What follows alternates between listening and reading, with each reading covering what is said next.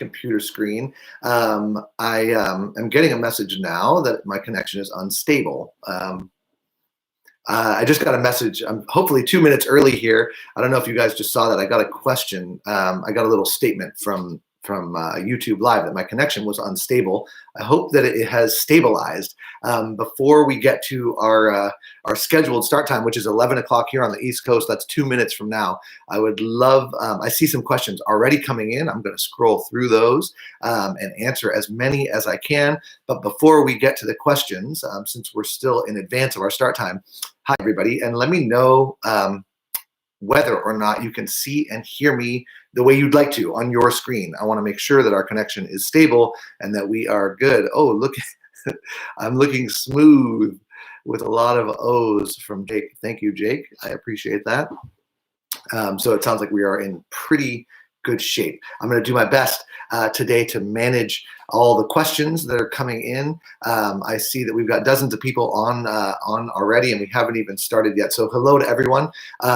You'll see on your screen, I'm not exactly sure what your screen looks like, but there is an opportunity to put in your questions, your comments, your concerns, anything. This is going to be an Ask Me Anything, kind of a Q&A. It's centered around the current hysteria, the pandemic, the coronavirus, COVID-19, SARS-CoV-2. It goes by many names, and we're actually going to talk about those names a little bit and maybe clear up some of the confusion around that. Today is an opportunity for all of you to ask me questions. I just see that my clock turned to 11 o'clock, so we are officially started. If you guys give me the thumbs up that you can see and hear me. I see it looks like Melody there. You say I got a good connection. Looks like Jake is happy to see the waves that I have in the background. That's a hand carved piece of wood there by one of my favorite artists. And there's the waves in the background. Those keep me inspired. Joseph, great connection. Diana, great connection. Okay, so I think I'm pretty confident that we are doing well in terms of the tech. I hope it stays that way. So welcome, everybody. I am Dr. Joshua Levitt. It is a pleasure to be here again on yet another coronavirus town hall meeting. We are going to cover today your questions. We covered a lot of ground in the last several of these webinars, and it really feels like it got a lot of traction. I think there's a lot of people out there, of course, that are sort of anxious, even panicking. Certainly when you digest and try to even read and pay attention to the mainstream media feed, it's just everywhere. Many of us are in sort of shelter in place kind of conditions, or at the very least doing sort of aggressive social distancing with the attempt to flatten the curve, which remains a very important piece of this. The way that we're going to manage this and hopefully get out of this intact. But it's very disruptive. It's very disruptive to all of us. It's certainly disruptive even to me here. I run a clinical office, and there's been major disruptions in our ability to provide services there. And every other sector of the global economy can feel this pain. It's really, really intense. And so if you're not a little bit nervous, if you're not concerned, I think you're probably not paying attention. So I am going to start scrolling here a little bit with the questions. Before we get into it, I think one of the useful things, and I was actually talking to one of my patients yesterday who was pointing out to me that there's a lot of confusion and maybe even some difficulty in getting straight answers from the news media, and in some cases about very, very simple questions. So as people are filling in, I'm going to start off with just some nomenclature, just some scientific names and words that you're hearing, and really some sort of simple questions. So let's get to that first. We are talking right now about, and what you're hearing in the news is all sorts of different things. You've heard the term coronavirus. Undoubtedly, you've heard the term COVID, COVID in all capital letters, 19. And if you're really kind of diving into the science and the literature, you're seeing other things too, like N-SARS and all sorts of acronyms. So I want to talk a little bit first about what this virus is, all these different names and what they mean, because it's not really stuff that these aren't questions that get answered. So let's start off with the term COVID-19. For those of you who don't know, that is the name of the sickness. Okay, COVID-19 is the name of the illness, and what it stands for in very creative ways is CO, coronavirus, CO, corona, VI, virus, D, disease, COVID, coronavirus disease, and then there's a hyphen, and then the number 19 that refers to 2019 when this virus first emerged. That's the name of the illness. There is a virus, of course, that causes that illness that is in a big family of viruses known as coronaviruses. And this particular virus, the current name for it is SARS hyphen CoV-2, SARS-CoV-2. That's the current name. In the early phases of its outbreak, it had different names. A lot of times you would see a little N in front of it. So let me clear up some of that confusion. In the early phases of the outbreak, the virus had the name nCoV, and the N stands for novel, which means new. It's a new coronavirus. Coronaviruses themselves are not new. This one is new. This particular strain is new, and that's the one that's wreaking all the havoc. So initially, before it was formally named, it had the little N in front of it, and that stood for novel. Now the naming scheme has emerged, and now we're calling it SARS-CoV-2. SARS stands for severe acute respiratory syndrome. Severe, bad, acute comes on strong and fast. Respiratory affecting the lungs syndrome. Severe acute respiratory syndrome, that's what SARS stands for. And then CoV is the coronavirus, capital C, small o, big V, coronavirus. 2, which refers to that this is the second one. The first one, SARS-CoV-1, was responsible for the SARS epidemic years ago. So this is SARS-CoV-2, and SARS-CoV-2 is the name of the virus. It causes an illness called COVID-19. Let me also just sort of elaborate there for a minute. This is not unfamiliar. It may be confusing, and it is confusing. I think we could probably do a better job naming these things. We have a similar thing you've all heard of before. There's a virus that's called HIV, human immunodeficiency virus, and it causes a disease called AIDS, acquired immunodeficiency syndrome. So you have a virus that has one name, and then you have a disease that that virus causes, which has another name, and that's the same thing here. The virus is called SARS-CoV-2. It's in the family of coronaviruses, and it causes a disease called COVID-19. Now, one other question, and then we'll get into the specifics of your questions. Welcome, everybody. I am Joshua Levitt. Thank you so much for being here. This is a Q&A opportunity. We've done a couple of long webinars before that we're talking about the natural treatment protocols. I'm happy to get into that again if that's where the questions go. I really want to see the questions coming in on the right side of my screen there, so feel free. Ask me anything. A lot of the questions I know are going to be centered around COVID-19, but here I am. I'm a naturopathic doctor with a lot of clinical experience and hopefully something intelligent to share. So feel free to chime in with your questions today. I'll take them all and do my best. We were just talking about some nomenclature, and there's just one last thing, one last point that I kind of want to clear up, which is that there are many, many cases. In fact, the vast majority of cases of people who become infected with this particular coronavirus, SARS-CoV-19, who do really well. In fact, many of those people don't have any symptoms or any disease at all. And so there is this situation where a person could be a carrier of SARS-CoV-19, but not have COVID-19, right? Not develop the disease, which is the one that comes with the fever, with the cough, with the body aches, and then with the risk of having a severe respiratory complications and requiring intensive care. So there are lots of people walking around probably that are asymptomatic. Certainly that's happening in all of the countries where we've seen severe outbreaks, and it's likely happening here as well. So hopefully, give me a thumbs up for those of you who are listening, if those helped to answer your questions.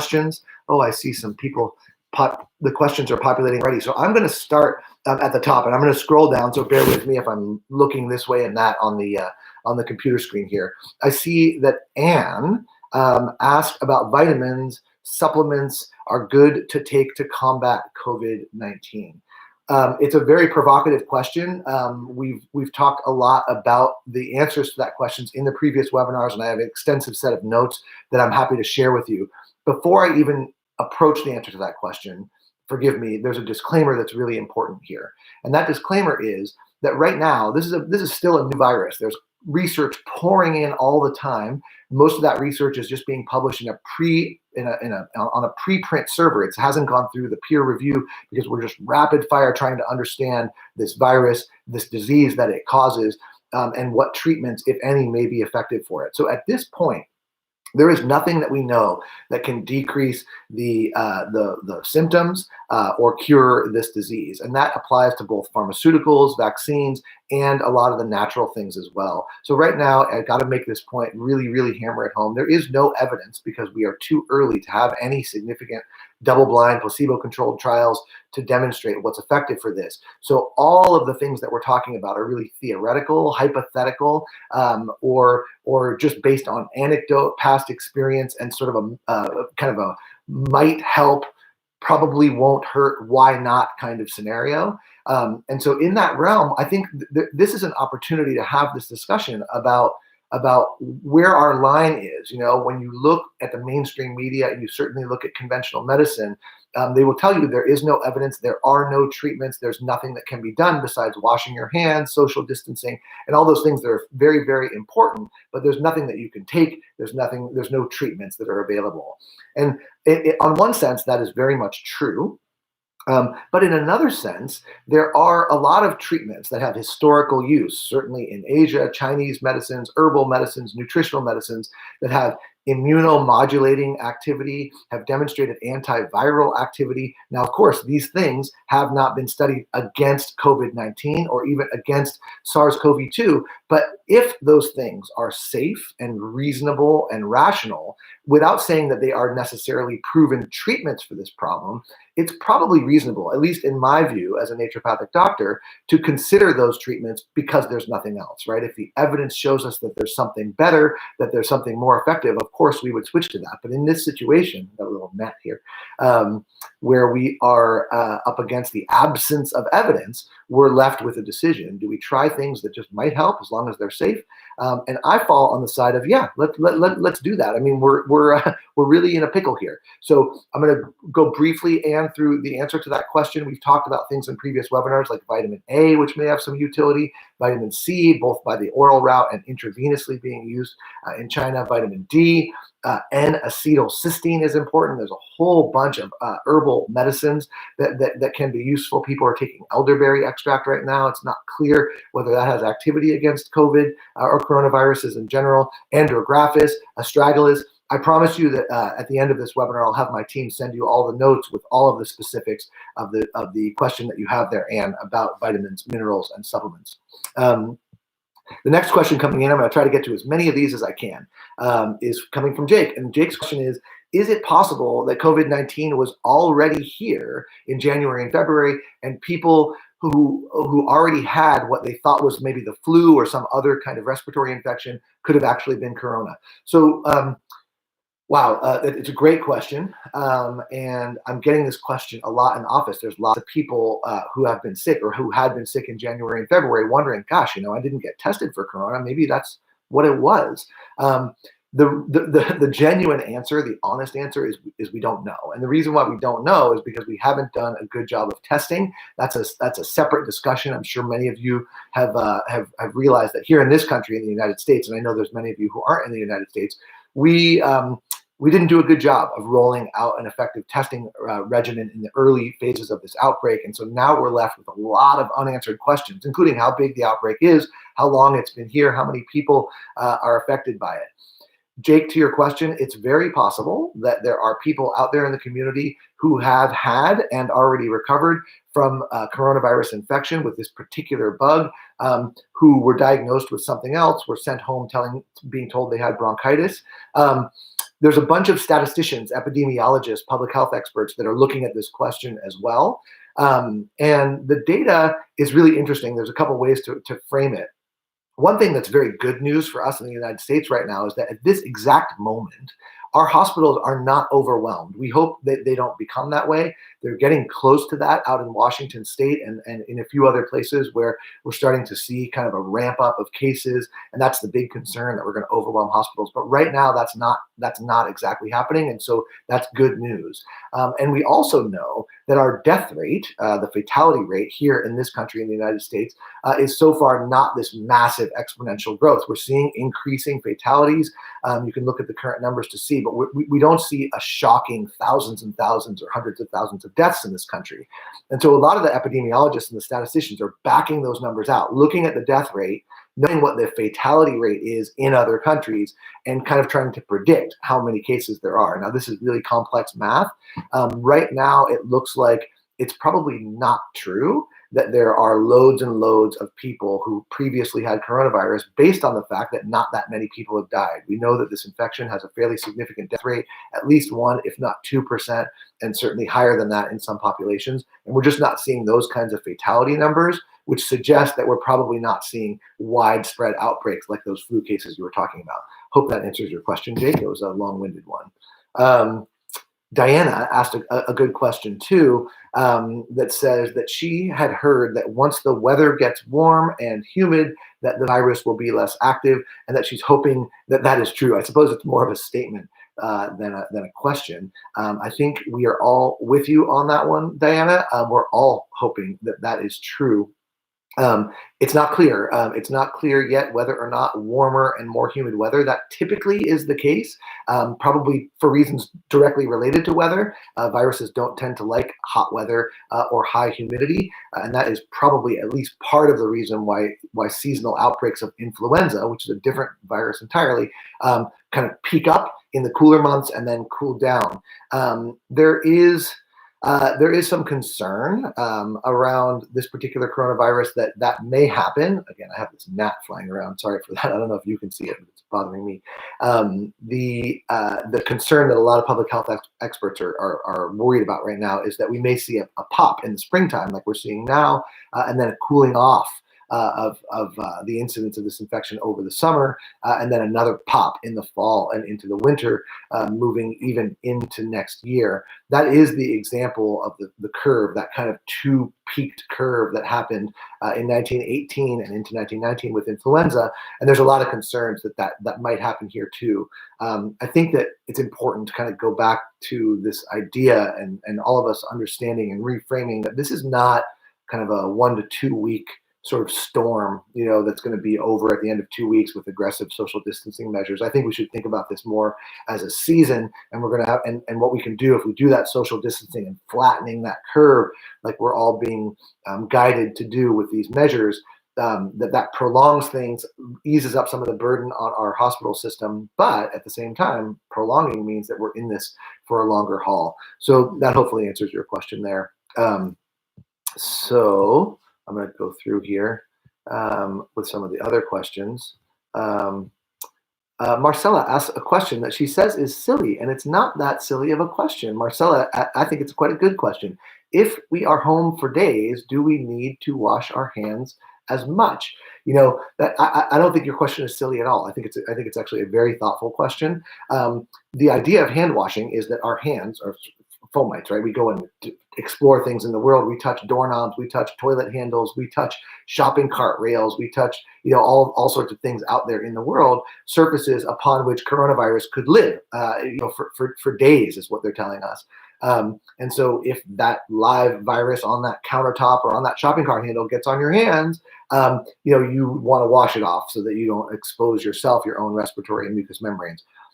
The reality is this: if there is no coronavirus in your midst, if there's no coronavirus in your house, if there's no coronavirus in your immediate universe, right, inside your house, outside in your yard, or on surfaces that you touch, then you are at very low or no risk for acquiring the infection, right? It appears to be mostly respiratory droplets, not airborne. So if you don't touch those droplets and communicate them into your mucous membranes, you're not at risk. And so your question, I think, is a good one. If you're minimally or not exposed, then the compulsion to wash your hands as much decreases because there's nothing to wash off of your hands. That said, I think it's very important that we sort of probably from this point moving forward in the rest of our lives, think about hand washing in a different way. I know hand washing has become this very popular thing. It's on our consciousness, and so I would practice it for the sake of practice. If you're sheltering in place and you are in a sterile area, it's true that there is less of a reason to wash your hands because you're not exposed, except for the fact that washing your hands becomes kind of part of your routine. So that's not a silly question at all, Marcella. I hope I answered it for you. Stacy is asking for the notes that we did from previous town halls, and so that you didn't get them. So hopefully you signed up by an email link, Stacy, and we'll get those notes out to you.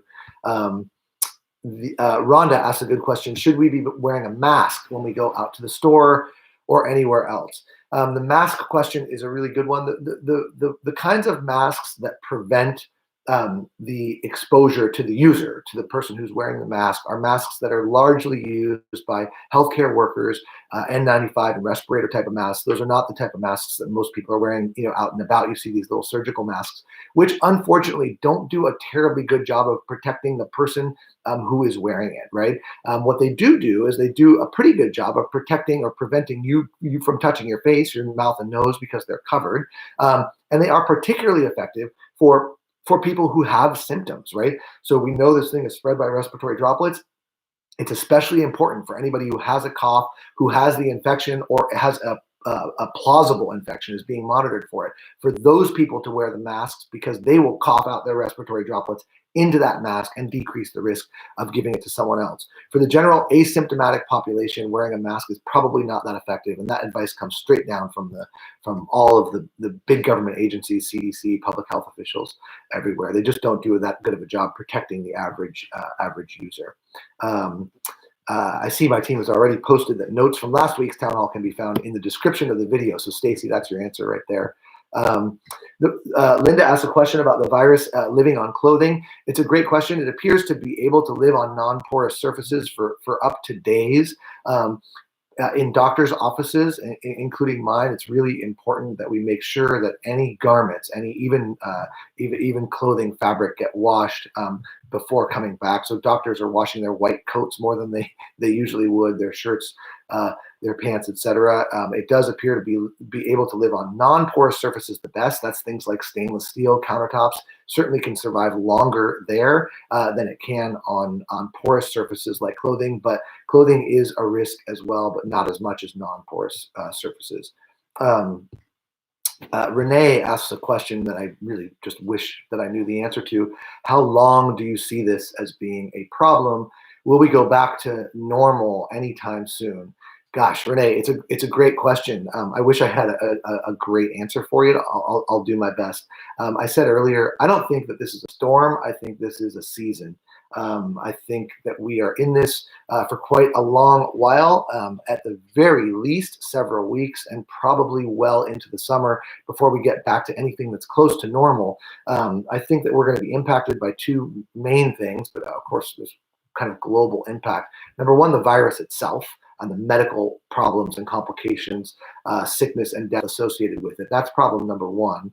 And then problem number two is the impact of all of these distancing measures and the impact of this sort of slowdown or shutdown in the global economy, which is going to have a massive impact that just has ripple effects that's going to be written about by financial people, economists, sociologists, and everybody for decades. We are in the midst of an unprecedented social experiment. And even if the virus curve gets flattened out and we see decreasing rates of infection, our world is going to look a lot different after this. And it's going to look a lot different for many, many months, even if we are able to rapidly slow down the decreased infection rate. The impact, the economic and financial and social impacts are just going to be massive. And so hopefully that does the best I can to answer your question. Sharon, let's see, I just read in Australia that they are finding an antiviral med for HIV has been successful in curing symptoms. So I've been following the preprint server. That's a great question, Sharon. Generally speaking, using words like cure are very difficult in a situation like this. We like to have big, well-controlled studies before we start throwing around words like proof or cure or those sorts of things. And in this situation, and I have a good friend who's very intimately involved in setting up and running what's called a preprint server here at our local academic institution, which is Yale University right down the road, is doing a fantastic job of putting out preprint papers. So let me just explain what that means. Generally speaking, when scientists and doctors do big research studies, they publish those studies in medical journals. And in order to get published in a medical journal, you have to go through an extensive, long, and arduous, it's called a peer review process, review by your peers. And it takes a long time. But here we are in the midst of a rapidly evolving pandemic, and we want information sooner than that. So the good people at Yale and other institutions have come together to publish papers before they're actually ready to be published in the conventional journals. And that makes us be able to speed up the rate at which we learn information about this. Of course, these studies haven't been vetted, they haven't been reviewed. And so there are a ton of studies on the preprint server. If you want to look that up, it's a fascinating read. It's very, very sciencey. A lot of the studies are coming out of China.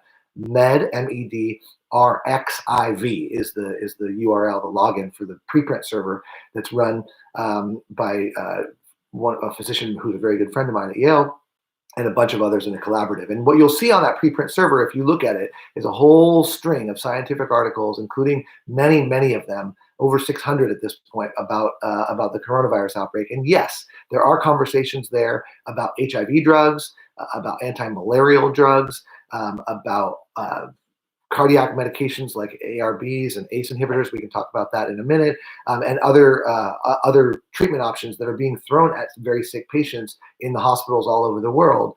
I don't think at this point we're ready to throw around words like proof or cure, but there are certainly lots and lots of doctors doing the best they can, trying this drug, trying that drug, and among them are drugs for HIV, drugs for malaria, and also a lot of nutritional things too. They're trying things like intravenous vitamin C. They're trying things like herbal medicine cocktails from China that contain Japanese honeysuckle and andrographis and eupatorium, other herbal medicines. All that stuff is sort of being tested now and published as fast as we can on the preprint server before peer review.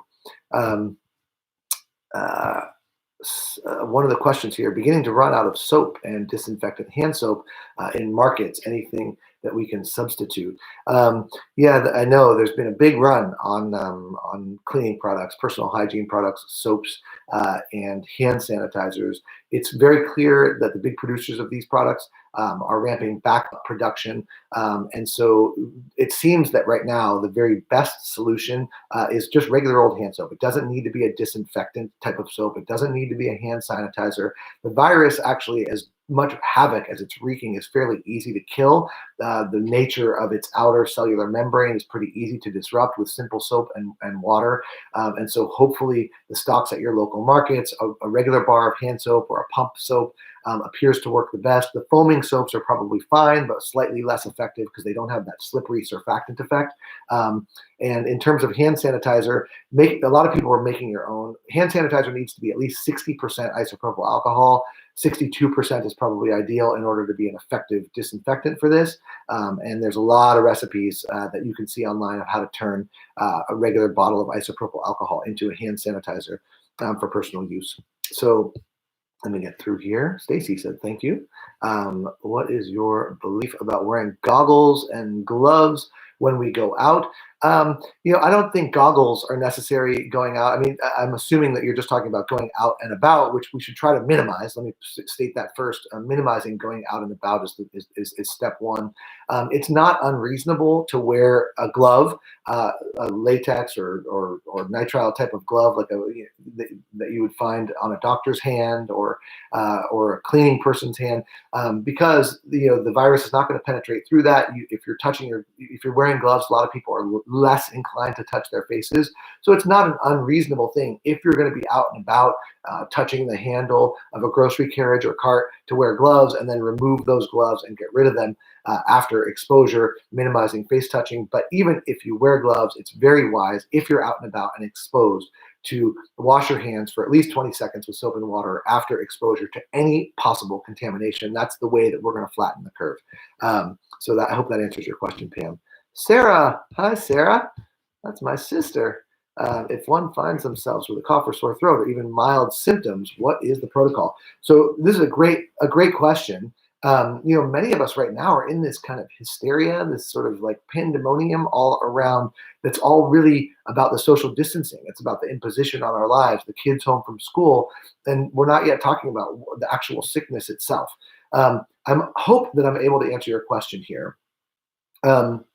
First of all, the vast majority of people who get this, cough, fever, some body aches will be the presenting symptom, and it will not be bad enough to require hospitalization. It will be perfectly manageable at home in much the same way that many of us have always managed these kinds of things at home. In fact, in many cases, people get influenza. There's not a whole lot that a doctor is going to do about it. And so they just stay home and sort of tough it out. And for the vast majority of people, that tough it out kind of approach is going to work well. Are there things that you can do, if you start to develop symptoms? Yes, of course. And the notes from previous webinars that include things like N-acetylcysteine, like vitamin A, like vitamin C, and like a lot of the herbal medicines, including andrographis, including elderberry, would all be zinc lozenges have been shown in previous coronavirus studies, not this particular coronavirus, to be useful in decreasing the adhesion of viruses to the respiratory mucous membranes. Adequate hydration, rest, and also it's very important, maybe I should have said this in the beginning, if a person begins to develop symptoms that are believed or presumptive to be COVID-19, they should mask up and limit contact with other people, right? That doesn't really help that person too much, but it helps decrease and flatten the curve for the other people in the household. So minimize contact with others, have something of an isolation room where one can take care of a family member who's symptomatic with this and try to minimize contact so everybody else doesn't get sick. And then from there, it's what we would call conservative care, right? All the things I just mentioned, warm teas, hot compresses. Fever care is something that has become controversial right now. There are medicines that make people feel better during fevers.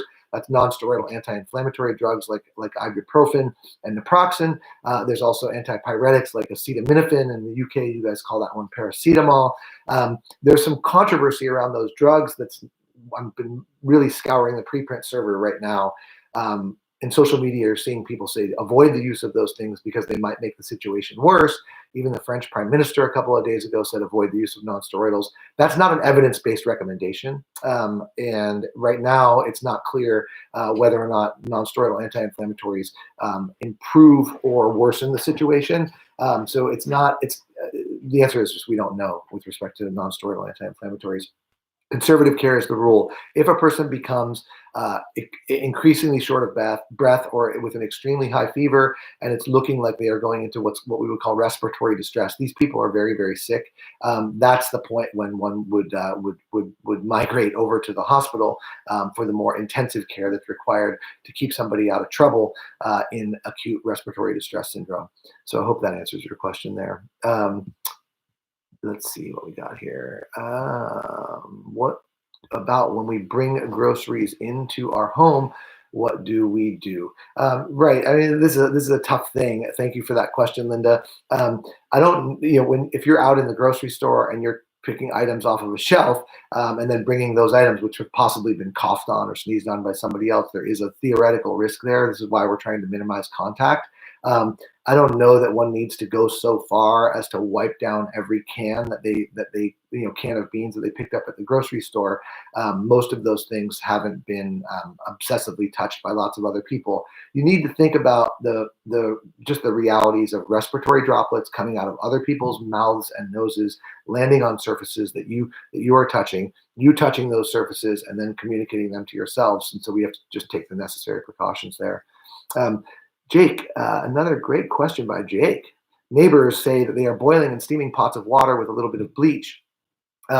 Is that something to consider if there has been exposure? I don't think that that's a good idea. I wouldn't boil a pot of water with bleach. If you're going to boil a pot of water and put something in there, let me make a suggestion. If you feel a dry, scratchy cough, and this is a treatment recommendation that naturopathic doctors have been recommending for all kinds of respiratory infections for many, many years. So this is not a COVID-19 treatment plan, but rather just some reasonable advice from an herbal medicine doctor that goes way back for any kind of itchy, scratchy throat thing. Put a pot of water on the stove, and there's many different herbal medicines that you can put in there. Particularly of interest here, oregano and thyme, T-H-Y-M-E. Also rosemary, perhaps. Those have volatile oils in them. Thyme, oregano, and rosemary into the pot of water. Boil it like you're going to make a tea, putting the fresh or dried herbs right there into the water, keeping it covered. And then once the water's boiled for a couple of minutes, you've got a nice strong thyme, rosemary, and or oregano tea. Then take a towel, like a big beach towel, put it over your head, and very cautiously, so the steam doesn't burn your face, lift up that lid so that the steam kind of comes up, and breathe that steam in through your nose and through your mouth, deep down into your lungs. These are antiviral herbs. The oils in them have antiviral properties. The humidity is a really good thing. So an herbal medicine steam is a great thing to do. Again, there is no evidence that an herbal medicine steam is proof or a treatment. I've got to be careful because the FDA and authorities we need to be really careful about what we're saying is proof and evidence. But an herbal medicine steam is a safe, as long as you don't burn yourself with the steam, and very reasonable idea to consider. So I would put herbs in the water, not bleach in the water, Jake. Rhonda, I've heard that the virus has already mutated once and will mutate again. If so, what does that mean? This is a good question, and there's a lot of geneticists that are working on understanding the virus. What does mutations mean? So the virus has its own genetic code, its own genetic sequence, DNA, which has been sequenced very quickly, and that's a lot of what the scientists are using to try to help figure out treatments for this problem. And that code, in the same way that the code for influenza can mutate every year, which is why we see different strains of influenza every year, and this applies to other bugs as well, that same thing may be happening here. When you have a virus working its way through a population in the way this one's doing, it's very prone to get these genetic mutations that sometimes make it weaker, that sometimes make it stronger, that sometimes make it different in some way. There are already a few genetic mutations that appear to be occurring. None of them, at least that I'm aware of, and again, watching the preprint server, have been associated with any significant difference in the impact that this virus is having. There is a little bit of a concern when you look at the epidemiologic curves, like where the infection rates are and where the death rates are, that perhaps there's maybe a mutation in Europe that might be increasing fatality rates in some populations compared to others. The answer is that it's not entirely clear. We're going to get a lot of information in hindsight. When we kind of come out of this, we're developing information, in real time. It's really an amazing mobilization of resources, and the mutations is a big part of that question. Let's see. Frida asked about bupleurum. That's a good question. Bupleurum is not part of the herbal medicine notes that I have compiled. Bupleurum is a widely used herb. I'm not aware of any information coming out of other countries or in this country where bupleurum would be something to consider. There are other herbs in the notes that you can see in the description on this video that I think might be more relevant. What is a safe protocol for caring for an infected person? This is Anna. Anna, you asked a very good question, and one that I hope is not already relevant in your house, but it may become relevant to many of us. I think I addressed in large part the answer to that question before with Sarah's question about what happens if you get sick. Certainly, the first thing to do is to try to help ensure that nobody else gets sick. Create a little quarantine area for exposed people who are symptomatic, mask them, and use maximal precautions to avoid the virus spreading throughout the home or throughout that community. And then it comes down to conservative care, sort of caring for fever, caring for cough, in all the ways that we have always cared for coughs and fevers without doctors. It's a really important time for us to sort of like lean into our history, the ancient wisdom of our grandfathers and grandmothers who knew things about herbal teas, and conservative care at home, hot baths when people feel chilly, lots of blankets when they're in the bed, a towel across their head, that sort of thing to keep people comfortable. In the vast majority of cases, this virus will pass through a person uneventfully without any need for intensive care or hospitalization, and we can manage a lot of that at home. There are protocols or considerations, suggestions, approaches in the notes that are attached in the description of this for all of the various natural medicine pieces that are relevant to that. So Trevor, I am type 1 diabetic and fiance is a nurse who works at a local hospital that's in the news for its lack of protective gear. Wow, this is a challenging situation that you have there, Trevor. I hope that your blood sugar is in good control. I, of course, am a doctor and not your doctor. It's difficult to give advice in this situation. Given your diabetes, or for anyone who has diabetes is one of the risk factors that confers increased risk of more severe disease. So does blood pressure problems, so does smoking cigarettes, so does advancing age. Anybody who's chronically ill or compromised in any way is at increased risk of developing severe complications. And that probably applies to type 1 diabetes as well. Type 1 diabetes is an autoimmune disease. Type 2 is a little bit different and more associated with diet and lifestyle. But any person who has a chronic illness is at increased risk and wants to minimize their exposure. If a person who lives in the house with a chronically ill person is a healthcare worker and heavily exposed, social distancing rules apply. So I think it's really important that in families or in households where there is a chronically ill person and someone else who's out there in the world, especially out there in a healthcare setting, that we be very, very careful about exposure. There are lots of doctors that I know that are terribly concerned, whether they have someone chronically ill in their house at home or not, out there in their hospitals, out there in their clinics, in their office, and at risk of bringing home a virus to their families, and especially if that family includes older people, sicker people. It wouldn't be unreasonable for a person to sort of live in separate quarters, have separate rooms, sleep in separate beds, minimize exposure. Certainly don't drink out of each other's glasses and that sort of thing. Maximal caution is important. Joseph asks a very good question. If you are exposed and have come down with this infection, are you then immune to another infection? It's a great question. That's the way it usually works, right? That's the way it usually works, where you get one viral infection, you develop antibodies to that infection that protect you from getting that infection again. I hope that the answer to that is yes. It's not entirely clear. There's a couple of cases of people already who have gotten reinfected. That is, they were testing positive and sick. Then they tested negative when they felt better and then became sick again. There was at least one case in China, and then I believe there was another case out of Italy of second infections. I'm not sure of the health status or the immune status of those individuals. It's possible that there was something else going on there. One would expect that having developed an infection and recovered from that infection would make you more protected against subsequent infection. In fact, a lot of the studies that are coming out right now on the preprint server that are going on all over the world are using plasma from infected individuals, right? Taking antibodies from infected individuals and applying them in a therapeutic context to people. That's kind of how one aspect of vaccine development works. And so we hope that, yes, developing immunity. And it goes to another question, Joseph, that is an observation that is sort of a probable yes to your question, which is that kids and young children don't seem to fall victim to this.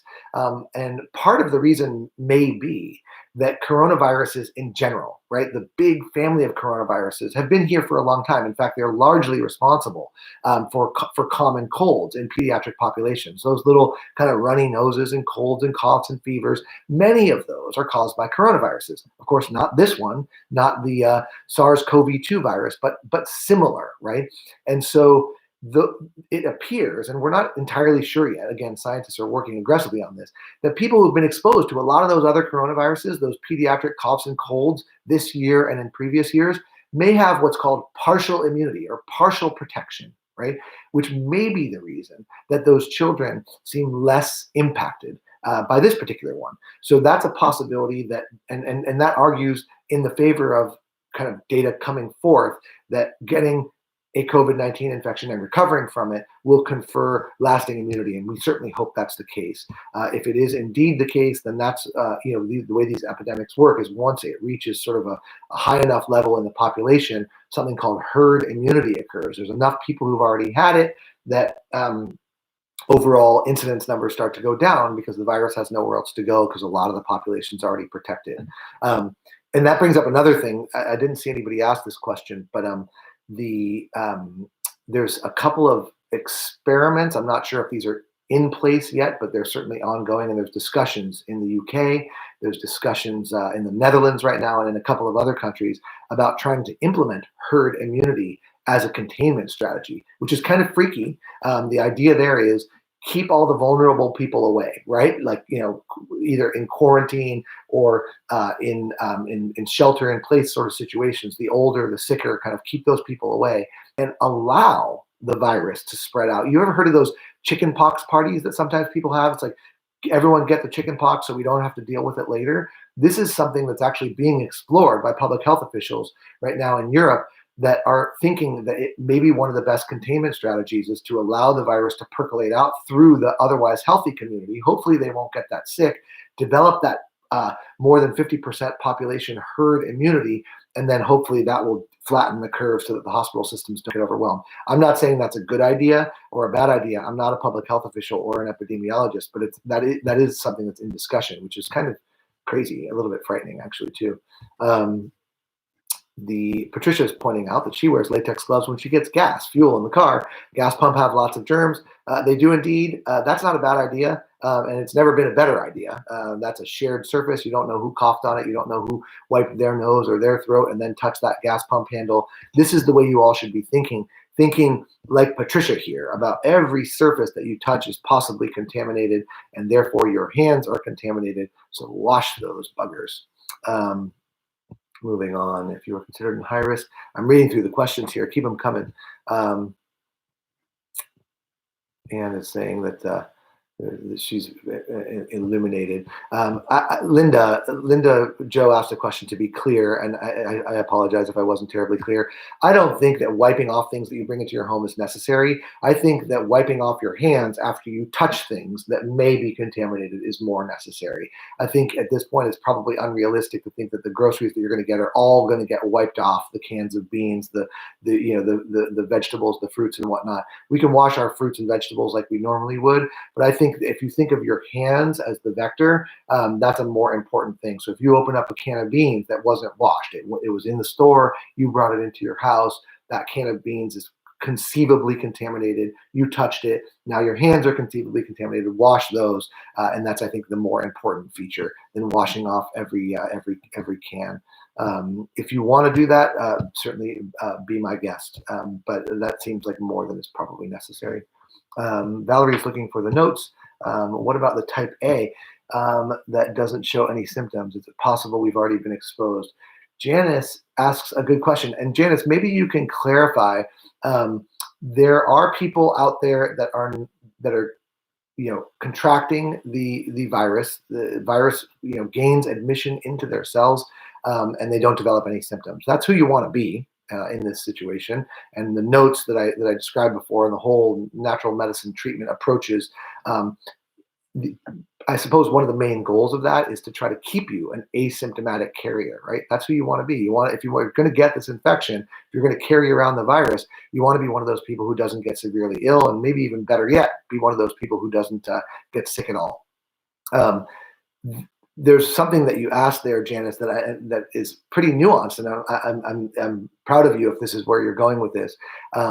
She wrote type A, and the A is in capital letters. There's a couple of studies that have come out about type A blood, ABO blood groups, A, B, and O, the various blood types. There's a whole book that's quite famous by a colleague and friend of mine named Peter D'Adamo about the blood type diet. We're not going to get into that right now, but it does appear, and there was an article that came out recently, that people who have type A blood group A, appear to be more at risk.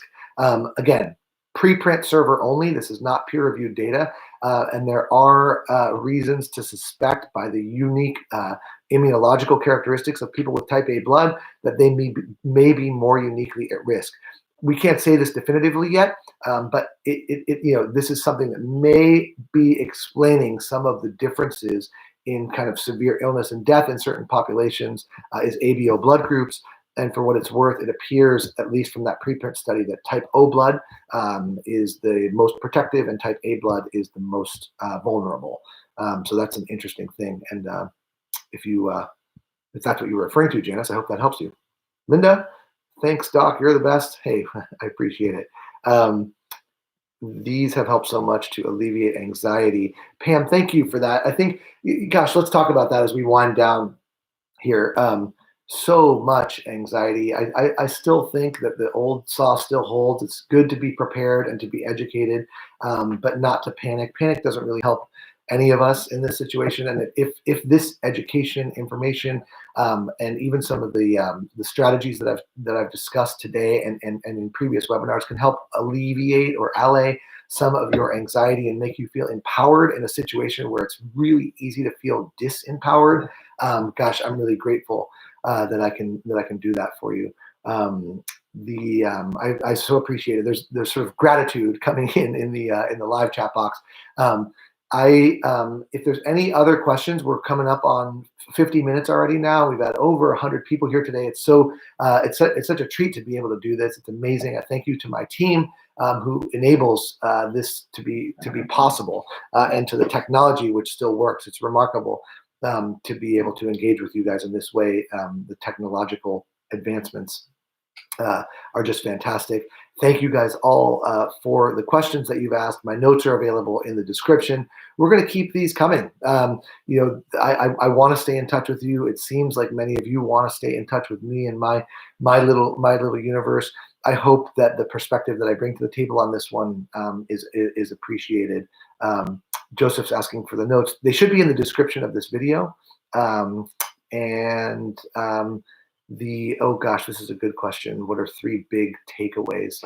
Gosh, we talked about so many of them. I think the first one is social distancing still applies. I think we really need to flatten that curve, and I hope that you all are safe and well, that you stay safe and well and minimize contact. I know that the impact of that can be severe for those of us who can't get to work and don't have income as a result of that. The financial and economic fallout is going to be massive, but I think it's really important that we flatten the curve because it'll prevent a lot of unnecessary suffering and death. So that's takeaway number 1. And then well, I think that's probably the primary takeaway. The second one is a whole long list of things that was published in the notes section, which are all of these considerations, the natural medicine considerations, and then last and perhaps most importantly, let's put some perspective on this for a minute. There's all kinds of other problems, like human life and death is sort of part of the equation, right? We all are going to at some point meet our demise. Hopefully less of us that are going to meet that demise as a consequence of coronavirus. But when we put some perspective on it and we look at things like heart disease and we look at things like diabetes and cancers and all the other chronic illnesses that claim many, many, many more lives than coronavirus has to date and will continue to, I think it becomes really important to contextualize a little bit. And perhaps the most important point I can make is also in the notes, but I didn't make it here yet. I'm going to make it now. And that is that every infection, including this coronavirus infection, is a relationship between an organism, SARS-CoV-2, and a host. And in that case, that is you.